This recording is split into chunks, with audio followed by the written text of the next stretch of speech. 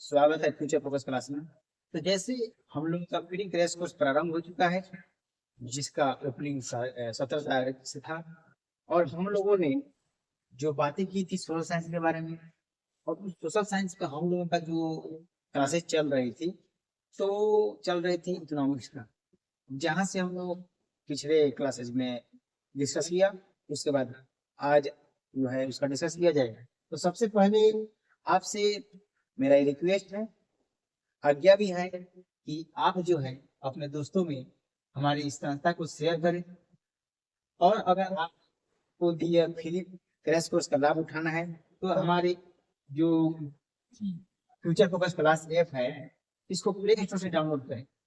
और play store पे जब सर्च कीजिएगा तो ऐसा लोगो दिखने को मिलेगा, और वहां पे जाके इंस्टॉल कीजिएगा। इसके इंस्टॉल करने के बाद उसमें फ्री कोर्स लिखा होगा, उसमें क्लिक करके अपना वीडियो का लाभ ले सकते हैं।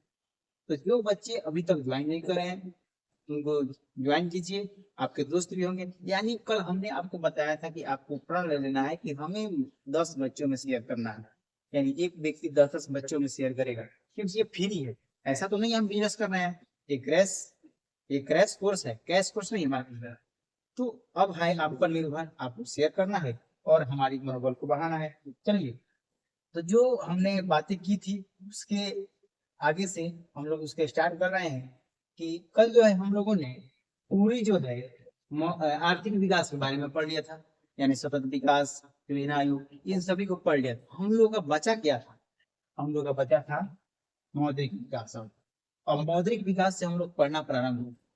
जो लोग फर्स्ट क्लास नहीं देखे हैं, वो जाकर फर्स्ट क्लास देख कर ही इस वीडियो को देखना प्रारंभ करेंगे, क्योंकि बीच में आइएगा तो समझ नहीं आएगा कि पहले क्या पढ़ाई हो गया। ठीक, कुछ बातें जो होगी पहले का यूज होगा। तो चलो देखो, मौद्रिक विकास होता क्या, यानी मुद्रा का विकास कैसे हुआ। सबसे पहले तो मुद्रा का जब विकास हो रहा था, तो सबसे पहले तुम जानो हमारे इस पृथ्वी पर क्या था कि आदि मानव का शासन, आदि मानव रहा करते थे। तो उस समय आदि मानव तो पैसे की आवश्यकता थी नहीं। तो वे एक जगह से दूसरी जगह जा जाकर शिकार करते थे, और वहां से जो है शिकार करके जो उनको भोजन मिलता था उसको खाते थे और आते थे। यानी उनका जीवन जो था एक अस्थायी जीवन नहीं था, यानी उनका जीवन था वो खेटक जरूर। बाद में जो धीरे धीरे जब अस्थायी जीवन जीना प्रारंभ कर लिए, यानी कृषि का विकास हो गया, तब उनके जीवन में जो है अब वस्तुओं से वस्तु का लेन देन होने लगा। जब वस्तु विनिमय प्रणाली हम पढ़ेंगे सेकंड चैप्टर में, उस समय खूब बड़े समय जानेंगे। तो उस समय जो है वस्तु से वस्तु का लेन देन, यानी एक वस्तु से दूसरे वस्तु से बदल कर जो है खाने लगे। जैसे आपके घर कभी पनीर का सब्जी बन जाए, बगल वाले घर में कहीं मीट बन जाए, तो आप पनीर का सब्जी देते हैं और चिकन लाकर खाते हैं। यानी आपने एक वस्तु से दूसरे वस्तु को बदल कर खा लिया। और उसके बाद जो है जब आदि मानव ने इससे कुछ आगे बढ़ा, ज्ञान बढ़ी, कुछ आविष्कारें हुई, तो उन्होंने एक वस्तु को मानक मुद्रा मान लिया। और मानक मुद्रा क्या होता है कि एक वस्तु पे ही रुपया मान लेना। जैसे कि पहले के जमाने में कौड़ी को रुपया मान लिया करते थे। कौड़ी को रुपया मान लेते थे, इन कौड़ी में इतना वस्तु इतना अनाज मिलेगा, और उसी कौड़ी का यूज किया जाने लगा, तब मुद्रा का एक रूप ले लिया। उसके बाद कुछ राजा महाराजा है, और राजा महाराजा ने सोना चांदी, उसके बाद कई ऐसे धातुओं के सिक्के चलाए, जिससे क्या हुआ कि मुद्रा का विकास मान लिया गया। और धीरे धीरे आज हम लोग ऑनलाइन पेमेंट तक आ चुके हैं, यानी पूर्ण रूप से हम मुद्रा का विकास कर चुके हैं।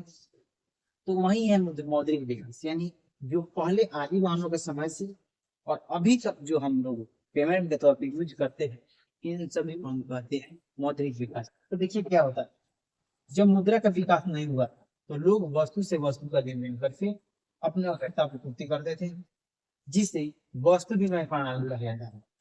अगर कोई आपसे पूछते वस्तु विनिमय प्रणाली से कहते हैं, तो ये बताइएगा कि वस्तु से वस्तु का लेन देन करना ही क्या कहलाएगा, वस्तु विनिमय प्रणाली। ठीक है।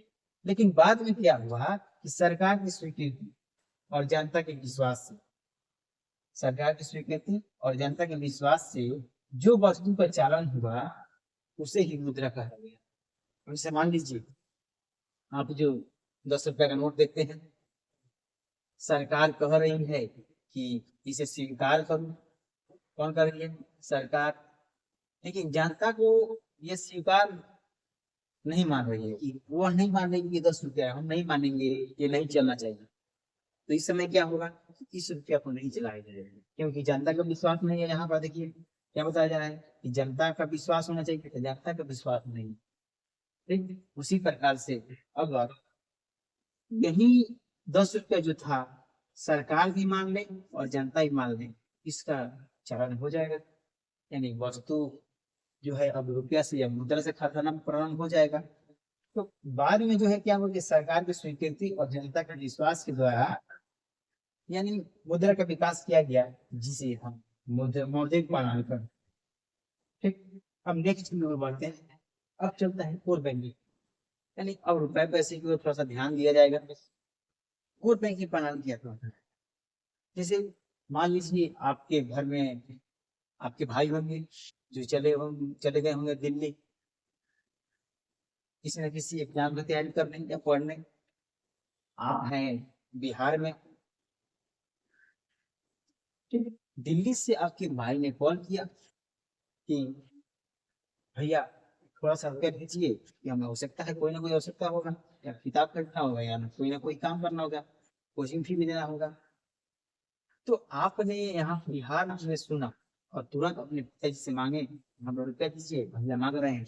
और आपने क्या किया, उस रुपये को लिया और गए बैंक में। कहाँ जा रहे हैं? बैंक। और बैंक से के माध्यम से क्या कर रहे हैं, इस रुपए को जो है अपने भाई के बैंक में डाल दे रहे हैं। तो इन सभी प्रक्रिया को, जितना प्रक्रिया हो रहा है, इन सभी प्रक्रिया को ही हम कहते हैं कोर बैंकिंग प्रणाली। यानी परिभाषा क्या कहेगा कि जब कोई एक स्थान से दूसरे स्थान तक, एक स्थान से दूसरे स्थान तक बिना विलंब किए मुद्रा का आदान प्रदान कर सकता है, उसे ही हम क्या कहते हैं? Core banking. ठीक, जब कोई व्यक्ति एक स्थान से दूसरे स्थान तक, एक स्थान से दूसरे स्थान तक बिना विलंब के बैंक के माध्यम से, बिना विलंब के बैंक के माध्यम से जो है क्या कर देता है? लेन देन करता है। तो इस प्रणाली को कोर बैंकिंग प्रणाली कहते हैं। तो ये कितना आसान है, एग्जाम्पल को आप समझ सकते हैं। तो ये समझना है, ऐसी ऐसी जो समझने वाली परिभाषा आपको जानना है, तो फ्यूचर फोकस क्लासेस ज्वाइन कीजिए और भी बच्चों को ज्वाइन कराइए, ताकि उनको भी ये लाभ मिल सके। ठीक है, तो ये होती है कोर बैंकिंग प्रणाली। जैसे भी एटीएम। अब प्रश्न ये आता है कि एटीएम क्या है? तो एटीएम क्या है? तो बहुत कोई ये समझता है जो आपके घर पे एटीएम रखा होगा, एटीएम कार्ड, उसे एटीएम समझा होगा। लेकिन उसे एटीएम मत समझो, उसे समझा जाता है एटीएम कार्ड, उसे कहते हैं एटीएम कार्ड। लेकिन जो कहीं पे बाजार या हाट पे मशीन लगाया जाता है जिससे रुपया आसानी से निकाल लेते हैं, पैसे को डाल देते हैं, उसे एटीएम मशीन कहा जाता है। और तुम्हारे पास जो मिलता है, हमारे घर पे जो मिलता है, उसे कहते हैं एटीएम कार्ड।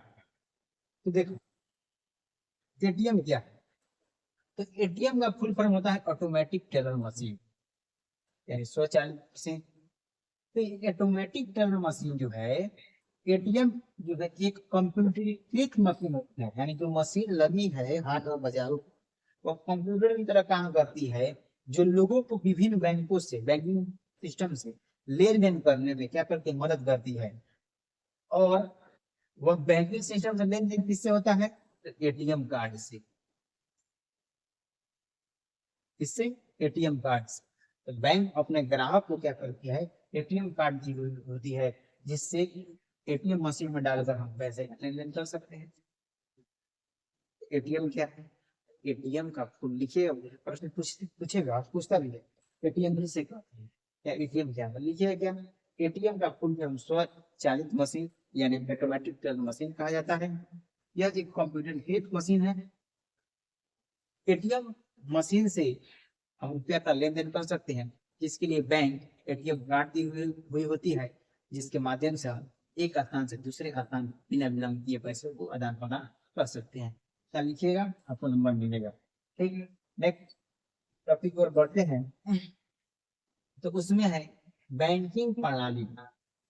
उसमें क्या है? तो बैंकिंग प्रणाली, यानी बैंकिंग प्रणाली क्या है अब समझ लो। जब बैंक के माध्यम से क्या है, जब बैंक के माध्यम से चेक द्वारा विनिमय किया जाता है, यानी विनिमय का मतलब होता है लेन देन। जब भी विनिमय शब्द आए तो आप समझ लीजिए लेन देन, विनिमय की क्रिया की जाती है, उसे हम बैंकिंग प्रणाली करते हैं। ये तो हो गई परिभाषा, लेकिन समझिए कैसे। जब आप कभी बैंक गए होंगे, आपको एक चेक मिला होगा भरने के लिए। मान लीजिए आपको पैसा निकालना है, आपको चेक मिला होगा भरने के लिए।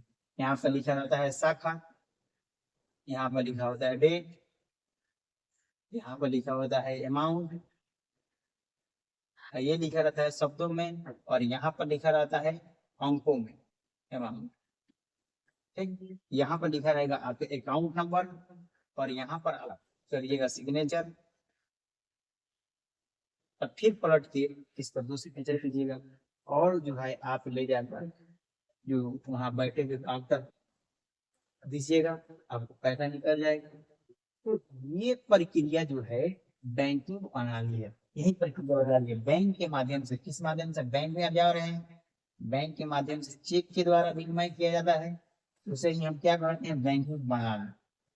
ठीक, अब जो है मौद्रिक प्रणाली से ठीक, इसके पहले हमने क्या देखा? मौद्रिक विकास। लेकिन ये है मौद्रिक प्रणाली। ठीक, तो मौद्रिक प्रणाली क्या है? तो जब मुद्रा के माध्यम से हम वस्तुओं का लेन देन करें, यह है आपका मौद्रिक प्रणाली।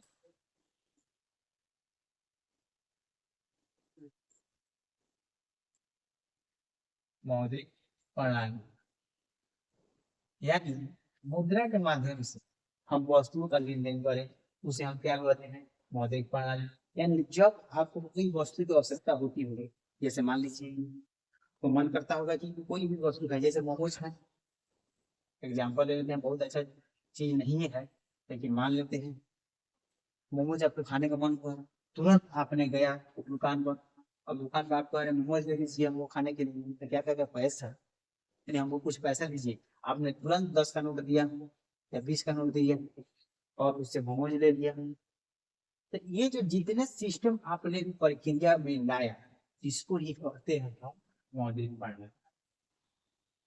अपने जीवन से परिभाषा सीख, और जीवन से परिभाषा सिखाने का मात्र एक ही साथ है, वो है फ्यूचर फोकस क्लास। ठीक, कहीं भी डरने की जरूरत नहीं है, पढ़े हो ना पढ़े हो, लेकिन बढ़िया से यहाँ पर 75 दिन सक्सेस की गारंटी। ठीक, तो मौद्रिक प्रणाली क्या है? मुद्रा के माध्यम से, यानी जब आप मोमो खाने का मन हुआ, तुरंत आपने पैसा दिया और उससे मोमो ले लिया, उसी को हम क्या कहते हैं? मौद्रिक प्रणाली। ठीक, आगे बढ़ते हैं। आर्थिक विकास का मापदंड सूचकांक, यानी बातें अब हो रही है कि आर्थिक विकास का मापदंड सूचकांक, यानी आर्थिक विकास किसी भी देश का देखना तो उसका मापने का कौन सा तरीका है? तो इसके लिए दो तरीका बताया गया। पहला आपका राष्ट्रीय आय, दूसरा पक्के देखिए दो तरीके से, यानी आपको ऊपर बताया था आर्थिक विकास क्या है कि जब भी कोई देश में आर्थिक विकास देखना हो, मतलब दीर्घकाल में उसके विकास को देखना हो, अगर उसकी ग्राफ बढ़ रही है 5 वर्षों में 10 वर्षों में, तो समझना है कि वो आर्थिक विकास कर रही है। लेकिन उसकी ग्राफ नीचे की तरफ आ रही है तो वो आर्थिक विकास नहीं कर रही। ठीक है, तो उसी विकास को मापने के लिए हमें दो सूचकांक लेना जरूरी है। पहला जो है राष्ट्रीय आय और दूसरा प्रति व्यक्ति आय। राष्ट्रीय आय क्या होगी? राष्ट्रीय आय एक वर्ष की अवधि में, यानी यहाँ पर जो एक वर्ष की अवधि में तुम जितना इनकम करते हो, यानी राष्ट्र जो है, देश जो है, एक वर्ष की अवधि में जितना इनकम जनरेट करता है, इन सभी इनकम को जोड़कर क्या कहा जाता है? राष्ट्रीय आय, यानी जिसको कहा जाता है नेशनल इनकम। राष्ट्रीय आय क्या कहा जाता है? जैसे मान लीजिए आपके देश में जो होंगे बहुत ऐसे फैक्ट्री होंगे, बहुत सारे फैक्ट्री होंगे आपके देश में होंगे, उत्पादन क्षेत्र होंगे, कृषि क्षेत्र है, इन सभी क्षेत्रों को जो है इन सभी क्षेत्रों से जितना इनकम आ रहा है इनको जोड़ लेना है। जब तुम जोड़ लोगे तो जो रुपया आपका आ रहा है वही आपका कहलाएगा राष्ट्रीय आय। ठीक, उसके आगे बात करते हैं कि अब ये भी देख लीजिए गुण है कि जिस देश का राष्ट्रीय आय जितना अधिक होता है वह विकसित होता है, जिस देश का राष्ट्रीय आय कम होता है वह अविकसित होता है। ये सिंपल सा आप समझ सकते हैं कि अगर जिस देश का इनकम अधिक रहेगा तो वह विकसित कहलाए, लेकिन जिस देश का इनकम कम रहेगा, इनकम बहुत नगण्य रहेगा, तो वह क्या कहलाएगा, वह अविकसित देश का या विकासशील देश कहलाएगा। ठीक, प्रति व्यक्ति आय क्या है इसको जाने। तो प्रति व्यक्ति आय जो है यानी जितना हम इनकम किए और हमारी जितनी जनसंख्या है, इस इनकम में जनसंख्या से जब भाग दे दिया जाता है उसी को प्रति व्यक्ति आय। जैसे राष्ट्रीय आय को देश की कुल जनसंख्या से भाग दिया जाता है, जो भागफल प्राप्त होता है तो वह क्या कहलाता है, प्रति व्यक्ति आय। मान लेते हैं कि आपके घर, जैसे आपके एग्जाम्पल एक लेते हैं, बहुत बढ़िया से एग्जाम्पल, मान लीजिए आपके घर में इनकम है 20,000 रुपये और आपके घर में कुल जनसंख्या है 5, तो हमने क्या कहा है परिभाषा के अनुसार, देखिए राष्ट्रीय आय को देश की कुल जनसंख्या यानी आय है आपका और आपकी जनसंख्या है, जब 20,000 में आप भाग दीजिएगा तो भागफल ये वाला होता है, आप जानते हैं इधर वाला भागफल होता है, तो यहाँ पर क्या होगा 4,000। तो ये 4,000 जो है एक व्यक्ति का इनकम है आपके घर में। तो उसी प्रकार जो है आप प्रति व्यक्ति आय निकालने के लिए इनकम यानी राष्ट्रीय आय को कुल जनसंख्या से भाग दीजिएगा तो प्रति व्यक्ति आय निकल जाएगा। यानी अभी जो है आपके भारत राष्ट्रीय आय 48 लाख करोड़, 48 लाख करोड़ है और जनसंख्या है जानते हैं 141 है या 145 के करीब माना जाता है, इससे 141 या 145 करोड़ माना जाता है। तो इससे जो भाग देने पर जितना रुपया प्राप्त होगा वह जो है प्रति व्यक्ति कहलाएगा हमारे देश का। ठीक, अब जो है मानव विकास सूचकांक क्या है इसको देखते हैं। तो मानव विकास सूचकांक यानी ये सूचकांक लाने की क्या आवश्यकता है, तो संयुक्त राष्ट्र ने सोच समझा कि मनुष्य अपना ग्रोथ कर रहा है कि नहीं कर रहा है, इसके लिए उसने कुछ जो है संगठन बनाया जिसका नाम है मानव विकास सूचकांक, ह्यूमन डेवलपमेंट इंडेक्स। अब इसमें जो है एक अध्यक्ष व्यक्ति को बनाया जाता है जिसका नाम है महबूब उल हक, यानी एक व्यक्ति है जिसके निर्देशन में ये सभी इंडेक्स को निकाला जाता है, सभी सूचकांक को निकाला जाता है। किसके निर्देश में, महबूब उल हक के निर्देश में। यानी यह किसका कार्यक्रम है, तो संयुक्त राष्ट्र अमेरिका का कार्यक्रम है। ठीक, और पहली मानव रिपोर्ट जो विकास रिपोर्ट हुआ उसको प्रस्तावित करने वाले कौन थे, तो महबूब उल हक। ठीक, अब देखिए इन्होंने क्या बताया, मानव विकास रिपोर्ट का 3 स्तर बताया कि 3 स्तर होता है, पहला में जीवन आशा, दूसरा में शिक्षा प्राप्ति और तीसरा में मृत्यु आशा।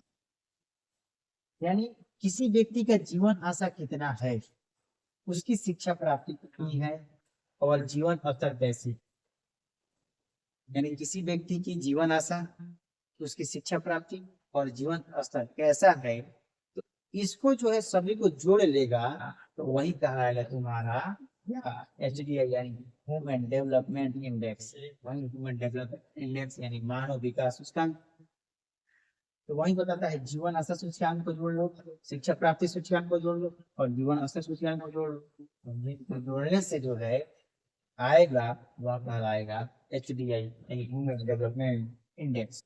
नेक्स्ट बढ़ते हैं मानव राष्ट्रीय मानव विकास रिपोर्ट। अब ये जो राष्ट्रीय मानव विकास रिपोर्ट जो है ये भारत में जारी की जाती है। अब यह कौन जारी कर रहा है, तो यह हमारा एक संस्था जो बड़े हैं पंचवर्षीय योजना जो जारी करता है वही जारी कर रहा है, यानी योजना आयोग, जिसमें हमने ये पढ़ाया है कि इसके अध्यक्ष कौन होते हैं, प्रधानमंत्री। योजना आयोग के अध्यक्ष कौन होते हैं, प्रधानमंत्री होते हैं, वर्तमान प्रधानमंत्री। पहला अध्यक्ष कौन थे योजना आयोग के, तो ये कौन थे, पंडित जवाहरलाल नेहरू। गठन कब हुआ था, 15 मार्च 1950 को। कब लागू हुआ, 1951 से 1956। दूसरा कब चला, 56 से 1961। ये आपको बता दिया पहले क्लास में। अब इसने क्या जारी किया, इसने भी national human development index report जारी किया, और उस रिपोर्ट में क्या बता रही है, 23 अप्रैल 2002 को यह रिपोर्ट जारी की जाती है। कहाँ, तो दिल्ली में। अब योजना आयोग जब जारी कर रहे थे तो वहां के 2002 में हमारे प्रधानमंत्री कौन थे, तो अटल बिहारी वाजपेयी। अटल बिहारी वाजपेयी, तो ये उस समय अध्यक्ष थे। तो इन्होंने ही दिल्ली में इस रिपोर्ट को जारी किया।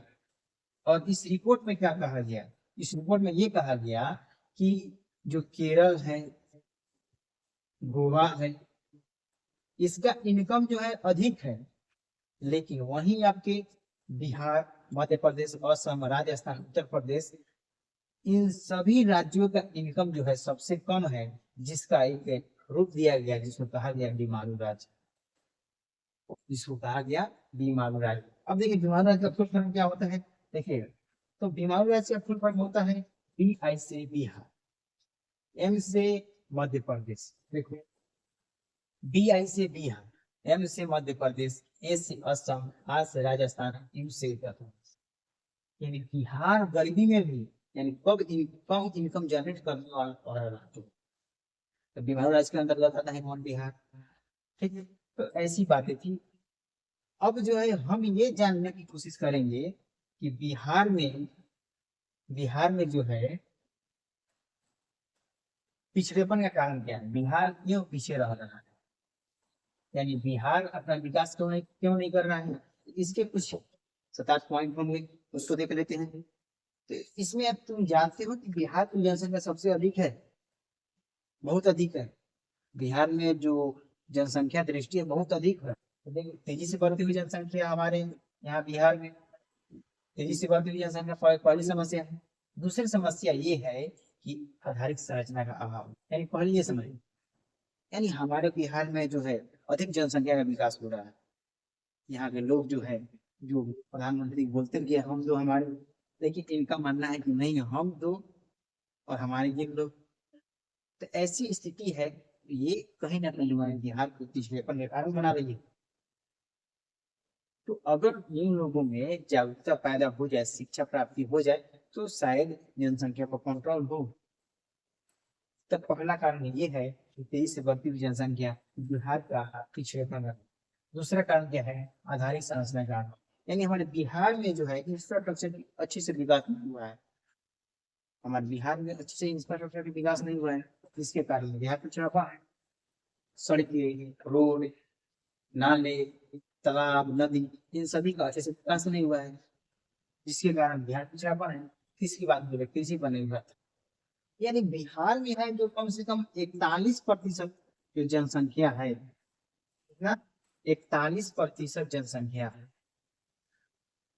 कहाँ निर्भर करती है, कृषि पर निर्भर करती है। अब जो है थोड़ा थोड़ा लोग बढ़ रहा है, कृषि से निकल रहा है, लेकिन जब ये कृषि पर निर्भर रहेगी, हमारे यहाँ कृषि भी अच्छे से नहीं हो पाती है, क्योंकि जब कोसी नदी का पानी आता है, कभी बाढ़ कभी सुखाड़ आ देता है, कभी पानी ही आ गया तो कभी सुखाड़ ही हो गया। तो वही है कि हमारे यहाँ बाढ़ और सुखाड़ की क्षति हो रहा है। तो इस पर लोग निर्भर तो है, लेकिन सबसे बड़ी समस्या है कि बाढ़ तथा सूखा, कि कभी बाढ़ आ जा रहा है, कभी सुखाड़ आ जा रहा है। कोसी नदी को मान लिया गया कि शुद्ध नदी है, उस पर नियंत्रण नहीं किया जाता है, नियंत्रण नहीं किया जाता है। ठीक है, उसके बाद है औद्योगिक पिछड़ा, यानी हमारे यहाँ क्या है कि बिहार में उद्योगों का विकास नहीं है। जब उद्योग अधिक विकास नहीं होंगे तो लोगों को रोजगार नहीं मिलेगा, जब लोगों को रोजगार नहीं मिलेगा तो लोग गरीब रहेंगे, और गरीब रहने के कारण हमारा बिहार पीछे होते जाएगा। लेकिन अब जो है कुछ उन्मूलन हो रहे हैं इन सभी समस्याओं से। उन्मूलन क्या हो रही है, औद्योगिक विकास जो है कोई कोई हो रही है, क्योंकि इस वर्ष जो है 15 अगस्त को नीतीश कुमार ने बोला कि जो भी व्यक्ति हमारे बिहार में फैक्ट्री लगाना चाहता है या निवेश करना चाहता है, उसको जो है फ्री में जमीन की व्यवस्था करा सकते, फ्री में जमीन की व्यवस्था कराएगी, और करा भी रही है। आप सुनेंगे अभी फिलहाल में अडानी को मिला है 5 करोड़ लगाने के लिए। तो ऐसी थोड़ा सा स्थिति में सुधार हो रहा है। छठी बात का है, यहाँ पर गरीबी है, हमारे यहाँ जो है बहुत दलित लोग हैं, गरीब लोग हैं, जिसके कारण पिछड़ापन है, वो दलित है, तो उसको अगर उसके पास खेत भी है तो खेती अच्छी से नहीं कर पाता है, क्योंकि अगर किसी से कर्ज लेकर खेती करेगा तो अगले वर्ष जो है वो खेत जो है बर्बाद हो जाए बाढ़ से, कुदा सुखाड़ से, तो फिर वो कैसे जुटाएगा पैसे। तो इसके लिए जो है वह न खेती करता है, उसी तरह जमीन को बंजर छोड़ दिया है और अपने गरीबी पर अफसोस करता है, जिसके कारण बिहार में पिछड़ापन। और 7वां कारण हो गया खराब विधि व्यवस्था। यानी हमारे बिहार में सबसे जो गलत काम है वो खराब विधि व्यवस्था, इतना खराब है मत पूछो। अगर तुम्हें कोई बिजनेस करना है, तो अगर तुम्हें कोई बिजनेस करना है तो तुम्हें बिजनेस के लिए चाहिए 10 लाख रुपया। अब तुम्हें मन है कि हम लोन लेकर बिजनेस को किस तरह स्टार्ट बाद में उसको चुका दिया जाएगा, लेकिन जब तुम बिजनेस से स्टार्ट कर रहे हो तो तुम्हें लोन दिवाने के लिए कोई ना कोई एजेंट आएगा। वह एजेंट क्या कराएगा, एजेंट कहेगा ठीक है हम लोन पास तो करा देंगे, लेकिन इसमें से मेरा बनता है 20%, आपका बनेगा 80%। अगर मंजूर है तो ठीक है, नहीं मंजूर है तो आपको लोन नहीं करा सकते। यानी कहने का अर्थ समझ रहे हो कि जब तुम 10 लाख रुपया लोन पास कराए तो 2 लाख ले लेगा और 8 लाख आपको देगा, और चुकाना आपको है 10 लाख। इससे लोग और घबरा जाते हैं और डर जाते हैं कि 2 लाख जो है हमारा पानी में बर्बाद होगा, इसका ब्याज भी भरना होगा, जिसके कारण क्या होता है कि वो बिजनेस के लिए लोन नहीं ले पाते हैं और इसी कारण से बिहार पिछड़ापन हो गई। यही खराब व्यवस्था है। इसी तरह और भी घूसखोरी है, बहुत है। 8वीं बात है आपका कुशल प्रशासन का अभाव। हमारे बिहार में अच्छे से प्रशासन का अभाव नहीं है, अच्छे से प्रशासन का अभाव है, यानी अच्छे प्रशासन नहीं है। कारण क्या है, देखिए कि उसमें कहीं कहीं झगड़े होते हैं, देखते हो तुम लोग गाँव में या शहरों में कहीं कहीं झगड़े होते हैं। आपने फोन किया पुलिस के पास, जब पुलिस के पास फोन किया तो जब सब झगड़े मतलब सलट जाएंगे, सब झगड़े मारधाड़ हो जाएगा, तब पुलिस पहुंचेगी और उस समय वही वीडियो बना देंगे, इसके साथ पुलिस देगी, दरोगा साहब फोटो भी देगी और कहेंगे कि हाँ हमने ये कर दिया। तो ये जो प्रशासन है, तो ऐसी प्रशासन अगर रहेगी तो यह पिछड़ापन रहेगा। लेकिन अब बातें करेंगे, ठीक है पिछड़ापन तो है तो ठीक है, लेकिन हम इस पिछड़ापन से निकल कैसे सकते हैं, इस पिछड़ापन को दूर कैसे कर सकते हैं, तो इसके लिए भी कुछ उपाय हैं जिसको हम देखते हैं। इसके लिए उपाय है क्या कि सबसे पहले तुम जनसंख्या कम करो। सबसे पहले क्या करो, तुम जनसंख्या कंट्रोल करो, जनसंख्या पर नियंत्रण करो। जो सरकार एक दिन चला रही है कि हम दो हमारे दो, उस पर ध्यान दो। हम जैसे कि 2 ही बच्चा अच्छे होंगे, जनसंख्या बढ़े, जिससे क्या होगा बिहार की पिछड़ापन दूर होगा, यानी संसाधन पर कम दबाव पड़ेगा। उसकी बात है कि कृषि का तेजी से विकास, यानी कृषि का तेजी से विकास किया जाएगा तो हमारे लोग, हमारे यहाँ के जो बिहार के लोग हैं इनका इनकम क्षेत्र बढ़ेगा, यानी आधुनिक मशीनों से उनको अवगत कराया जाए। जो पंजाब हरियाणा में राज्यों में जो मशीनें की यूज होती वो बिहार में भी उपयोग कराया जाए, तो हमारी कृषि की उत्पादन बढ़ सकती है, जिससे जो है किसी किसान का इनकम बढ़ेगा और बिहार जो है उससे पिछड़ों से दूर निकलेगा, पिछड़ों से निकलेगा। और कृषि का विकास कराने के लिए सबसे बड़ी है कि बाढ़ पर नियंत्रण कराना। बाढ़ पर जब तक नियंत्रण नहीं होगा बिहार में कृषि कभी भी अच्छी नहीं हो सकती। तो बाढ़ पर सबसे पहले नियंत्रण करना होगा। इसके लिए सरकार जो है अच्छे अच्छे बांध बनवाए, डैम बनवाए, जैसे कोसी नदी है तो उस पर डैम बनवा कर रोकने का प्रयास कर। चौथा में है आधारिक संरचना का विकास हो जाए, यानी हमारे यहाँ जो भी रोड सड़कें और सब खराब है उन सभी को सुसज्जित कर बनवा दे, जिससे क्या होगा हमारे आधारिक संरचना मजबूत होगी तो किसी भी व्यक्ति को बिहार में इन्वेस्टमेंट करने के लिए सुविधा मिलेगी और उनको कभी घबराहट नहीं होगी। ठीक, 5 पता है लोगों का विकास जो भी चल रहा है लोगों का विकास के लिए ही नीतीश कुमार ने बोला है कि जो हमारे बिहार में उद्योग लगाएगा उसको हम फ्री जमीन देंगे। ठीक, और हमारे यहाँ जो है 10,000 रुपया जो सीएम के द्वारा लाया गया वो भी अच्छी सोच है कि महिलाएं जो है इस क्षेत्र में और अधिक काम लें, लोगों कुटीर इस उद्योगों से जो है अपने परिवार को चलाएं और परिवार का इनकम जो है और बढ़ाए। ये मुहिम जो है अच्छी है, तो उद्योगों का विकास हो जाए, गरीबी दूर करना, यानी जितने भी लोग गरीब में हैं, गरीबी के अंदर है, गरीबी रेखा के अंदर है, तो उन लोगों में जो काम करने वाले बेरोजगार व्यक्ति हैं उनको उचित मूल्य पर काम दिया जाए, जिससे अपना गरीबी दूर करेंगे। ठीक। स्वच्छ तथा ईमानदार प्रशासन, यानी ऐसा प्रशासन जो कभी कभी भी पर हो, कभी भी हाजिर हो। उसके बाद ऐसा व्यवस्था हो कि अगर आपको कोई व्यवस्था लोन के लिए कराना है, तो 10 लाख तुमने लोन के लिए 10 लाख तुम रुपया उद्योग के लिए तुम लोन ले रहे थे, तो ऐसी व्यवस्था हो कि इसमें घूस ही ना लगे। क्योंकि जब घूस लगेगा तो हर व्यक्ति का मन जो है डाइवर्ट होगा, चेंज होगा कि शायद हम जो है इस लोन को न लें, क्योंकि अपना लोन चुका हम तो लोन चुकाएंगे, लेकिन उस लोन का फायदा दो आदमी लेगा। तो ऐसी व्यवस्था रहेगी और स्वच्छ तथा ईमानदार प्रशासन रहेगी, तो लोग यहाँ के बिहार के लोग उद्योगों का विकास करेंगे और जिससे बिहार क्षेत्र से दूर निकलेगा। चलिए, 8वीं बात है केंद्र से अधिक मात्रा में संसाधन का। सबसे अच्छी बात ये है कि जब भी हम केंद्र से मांग करें तो अधिक मांग करें, ताकि हमें जो है अपनी आवश्यकता को पूर्ति कर किया जा सके। जैसे तो आप लोग एक एग्जाम्पल एक दे दें कि जैसे आप छोटे थे, जब स्कूल में पढ़ रहे थे या अभी भी पढ़ रहे हैं, तो अपने पिताजी से मांग करते हैं अगर आपको आवश्यकता है 100 रुपए, और अपने पिताजी से भी मांग करते हैं 100 रुपए। जब आप 100 रुपए मांग कीजिएगा, पिताजी कहेंगे ठीक है 50 रुपए ले लो और ये काम चला लो। यानी पिताजी जो है मांग कीजिएगा 100, पिताजी से मांग कीजिएगा 100 रुपया, उनसे जो है कम रकम मिलेगी।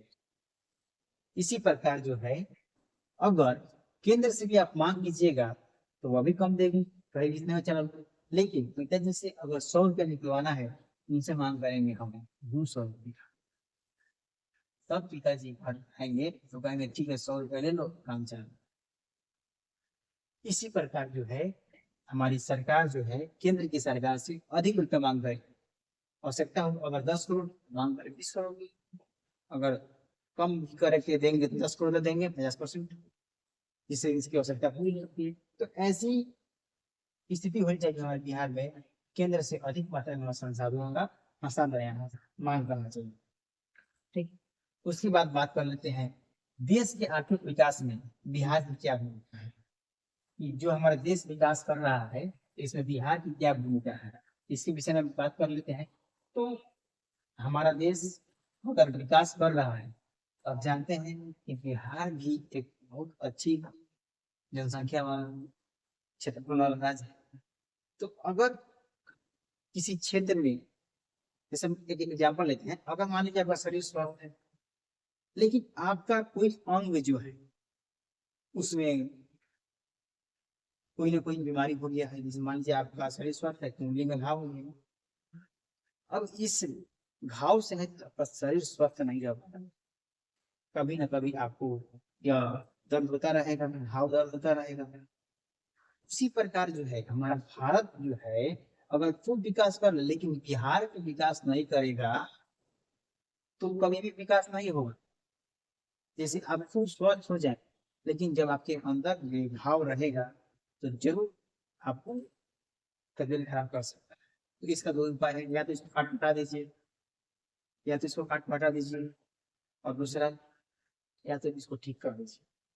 तो वही दो ऑप्शन कि हमारे सरकार के पास भी है कि या तो बिहार को काट को हटा नहीं सकता क्योंकि संविधान में है कि आप किसी राज्य को अलग नहीं कीजिएगा, और दूसरा क्या होगा इनके पास दो एक ही ऑप्शन है, इस बिहार की आर्थिक स्थिति को मजबूत कर, रोजगार देकर, यहाँ पर उद्योग लगाकर। ठीक। तो यहीं पे बताया जा रहा है कि यहाँ एपीजे अब्दुल कलाम कह रहे हैं कि अगर तुम्हें बिहार की विकास करना है, यदि तुम्हें भारत की विकास करना है, ये बता रहे हैं एपीजे अब्दुल, अगर तुम्हें भारत की विकास करना है तो बिहार की विकास करना आवश्यक है, बिहार की विकास करो। ये कौन बता रहे हैं? एपीजे अब्दुल कलाम, जो साइंटिस्ट थे, हमारे राष्ट्रपति भी थे। तो वो व्यक्ति बोल कर गए हैं अगर तुम्हें भारत की विकास करना है बिहार की विकास करो।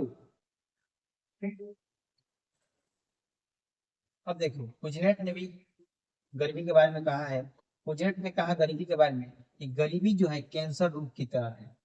जिस तरह आपके शरीर में एक छोटा सा भाग में कैंसर हो जाए तो पूरे शरीर को तबाह कर देता है। यानी गरीबी अगर आपको कोई पकड़ ले, गरीबी आपको भी पकड़ ली तो ये समझिए कैंसर रोग की तरह है, इसे तुरंत ठीक करना चाहिए। नहीं तो एक बार अगर आपको देखते हैं शरीर में कभी कैंसर पकड़ ले, शरीर के किसी भाग में कैंसर पकड़ ले तो पूरे शरीर को जो है तबाह कर देगी, यानी आपको जो है धीरे धीरे मृत्यु करीब ले जाएगी। इसी प्रकार गरीबी है, अगर गरीबी आपको पकड़ लेती है तो उसको तुरंत दूर करना चाहिए, उसका उपाय सोचना चाहिए कैसे आप इससे दूर पार मारे। तो उससे उसका उपाय आप नहीं ढूंढ रहे हैं तो कहीं ना कहीं आप एक दिन उसी गरीबी में मर जाएंगे। एक मिनट कर रहे हैं, उसके बाद बातें हो रही है कि आधारिक संरचना की। ठीक, आधारिक संरचना क्या है? तो आधारिक संरचना का मतलब वे सब तत्व जो हमारी आर्थिक विकास में सहायता प्रदान करें, वे सब तत्व हो जो हमारे आर्थिक विकास में सहायता प्रदान करें, उसे ही हम क्या कहेंगे? आधारिक संरचना। तो वे सब तत्व कौन है? बिजली, परिवहन, संचार, बैंक, स्कूल, कॉलेज, अस्पताल इत्यादि। देखो क्या है, वे सब तत्व जो हमारे देश के आर्थिक विकास में सहायक हो। ठीक, यानी प्रगति में वृद्धि करने में सहयोगी प्रदान करें आर्थिक विकास में, तो उसे ही हम कहते हैं आधारिक संरचना। जैसे स्कूल होगा, कॉलेज होंगे तो बच्चे पढ़ेंगे तो उनके अंदर जो है कोई ना कोई नई तकनीक जगेगी, बिजनेस करने की, नौकरी करने की, बिहार को सुधारने की कोई ना कोई नई तकनीक जगेगी उनके अंदर, तो वे जो है बिहार की स्थिति को सुधार सकते हैं या किसी भी देश की स्थिति को सुधार सकते हैं। वहीं पर आधारिक संरचना क्या है? आजकल तो स्कूली और ये जो कॉलेजी पढ़ाई जो है मतलब ट्रेनिंग के लिए रह गया है मैक्सिमम बिहार में। जब तक ये सुधरेगा नहीं तब तक हमारा बिहार विकास भी नहीं करेगा। आधारिक संरचना ये भी कह रहा है कि देश के विकास में सहायक होती है, उसे ही हम कहते हैं आधारिक संरचना। क्या लिखिएगा अगर पूछेगा तो? लिखिएगा वे सभी तत्व जो हमारे देश के आर्थिक विकास में सहयोग प्रदान करती है, उसे हम आधारिक संरचना कहते हैं। जैसे बिजली, परिवहन, बैंकिंग, संचार, कॉलेज, अस्पताल इत्यादि। ठीक है, अब उसके बाद हम देखते हैं कृषि जनित उद्योग। कृषि जनित उद्योग क्या है? तो आप जानते हैं कृषि जनित उद्योग यानी कृषि से जो उद्योग चले, कृषि के उत्पादन से जो उद्योग चले उसे ही हम क्या कहते हैं? कृषि जनित उद्योग। जैसे मान लीजिए आप टमाटर से, इसे लिखा हुआ यहाँ पे, इसे मान लीजिए टमाटर से टमाटर का सॉस बना रहे हैं, इमली से इमली का अचार बना रहे हैं, आम का अचार बना रहे हैं आम से। तो ये जो टमाटर उत्पादन हो रहा है कौन कर रहा है? किसान। यानी ये कहाँ से आ रही है? कृषि से। ये आम उत्पादन कर रहा है, कर हो रहा है कौन कर रहा है? किसान। कहाँ से? तो कृषि से। इमली उत्पादन हो रहा है कौन कर रहा है? तो किसान। और उसके बाद कहाँ से आ रही है? कृषि उत्पादन से। इसी को यानी कृषि से जो उद्योग चल रही है, कृषि से जो उद्योग चल रहे हैं उसको कहेंगे कृषि जनित उद्योग। यानी कृषि से चलने वाले उद्योग को ही हम क्या कहते हैं? कृषि जनित उद्योग। देखो ऐसे उद्योग जो कृषि उत्पादन पर आश्रित हो यानी कृषि पर ही आश्रित हो तो उसे ही हम क्या कहते हैं? कृषि जनित। जैसे टमाटर सॉस बना रहे हैं, अगर टमाटर उत्पादन नहीं करें टमाटर का सॉस नहीं बनेगा, और टमाटर का सॉस बनाने वाले जो फैक्ट्री है वो भी नहीं चलेंगी। ठीक, उसके आगे हम बात कर लेते हैं नरेगा के बारे में। बहुत इंपॉर्टेंट टॉपिक है नरेगा। नरेगा क्या है? तो नरेगा जो है एक ऐसी संस्था है जो हमारी रोजगार देने के लिए 365 में, ये 365 का मतलब एक वर्ष, 365 दिन में हम 100 दिन रोजगार देने की एक संस्था। 365 दिन में 100 दिन रोजगार देने वाली एक संस्था है जो क्या कहलाता है? नरेगा। और नरेगा का फुल फॉर्म क्या होता है? National rural employment guarantee act. अब इस नरेगा का नाम चेंज करके यानी 2 अक्टूबर 2009 में इसका नाम चेंज करके मनरेगा रख दिया गया। क्या रखा गया? मनरेगा। वही महात्मा गांधी इसमें लगा देना है, Mahatma Gandhi national rural employ act, ठीक, मनरेगा रख दिया गया इसका नाम। और ऐसा माना जाता है कि नरेगा जो है, नरेगा वह ग्रामीण रोजगार देने वाला विश्व का सबसे बड़ा रोजगार संस्था है। नरेगा जो है विश्व में सबसे अधिक रोजगार देने वाला ये संस्था है। और ये क्वेश्चन पूछता है कि नरेगा जो है कितने दिनों के लिए रोजगार प्रदान करता है। आपको ये हमेशा याद रखना होगा, नरेगा जो है हमेशा एक जो है 365 दिन में 100 दिन रोजगार देने के लिए ये संस्था है। एक टॉपिक छूट गई थी जैसे आप लोगों में, उसका बात कर लेते हैं। उसका नाम है समावेशी विकास। किसे कहते हैं? समावेशी विकास इसे कहते हैं, ठीक है। अब देखिए समावेशी, इसका अर्थ देखिए कैसे, सम माने बराबर होता है, ठीक है, और विकास का मतलब डेवलपमेंट, ठीक है। समावेशी तो समाज में जो है बराबर विकास करे, समाज के सभी लोगों का बराबर विकास करे, उसे ही हम कहेंगे समावेशी विकास। कैसे दिखेगा? वैसा विकास, वैसा विकास जो समाज के सभी वर्गों का, सभी वर्गों का विकास करती है तथा इस विकास के लाभ से कोई वर्ग वंचित नहीं रहे, तो उसे समावेशी विकास कहते हैं। इसको नोट कर लीजिएगा, ये आपके पॉइंट में पूरा था कि समावेशी विकास कैसे करते हैं। तो समावेशी विकास जो है वह समाज के सभी वर्गों का विकास करती है। समावेशी विकास क्या करती है? समाज के सभी वर्गों का विकास करती है, उसे क्या कहते हैं? समावेशी विकास। समावेशी विकास समाज के सभी वर्गों का विकास करती है, उसे क्या कहते हैं? समावेशी विकास। यानी इस विकास के लाभ से कोई वर्ग भी वंचित न रहे। यानी हम लोग देखते क्या है, समाज में ऐसा विकास होता है, किसी का घर बन गया, किसी का बन में नहीं है, इंदिरा आवास, किसी के यहाँ से नाला निकल गया और किसी के यहाँ से नाला ही नहीं निकला। ये समाज का समावेशी विकास नहीं है। समावेशी विकास वे कहेगा जो समाज के सभी वर्ग का विकास करे। यानी घर बनवा रहे हैं तो सबका घर बनवा दे, इंदिरा आवास निकाल रहे तो सबको इंदिरा आवास प्राप्त कराएं, शौचालय का व्यवस्था कराएं तो सबके लिए शौचालय की व्यवस्था कराएं। अगर आप ऐसे कर रहे हैं तो वह क्या कहा रहा है? समावेशी विकास, ठीक। तो अब जो है आपका यहाँ चैप्टर जो समाप्त हुआ, ठीक, चैप्टर समाप्त हुआ तो अब जो है वो एक छोटा सा वीडियो में जो है आपको चाहेगा क्वेश्चन से सोल्व करके, यानी जितने भी प्रीवियस ईयर में क्वेश्चन दिया गया है, यानी पहले जितना भी क्वेश्चन पूछा गया है वह क्वेश्चन को क्या किया जाएगा, जितना भी क्वेश्चन है उस सब को जो है सोल्व कराया जाएगा।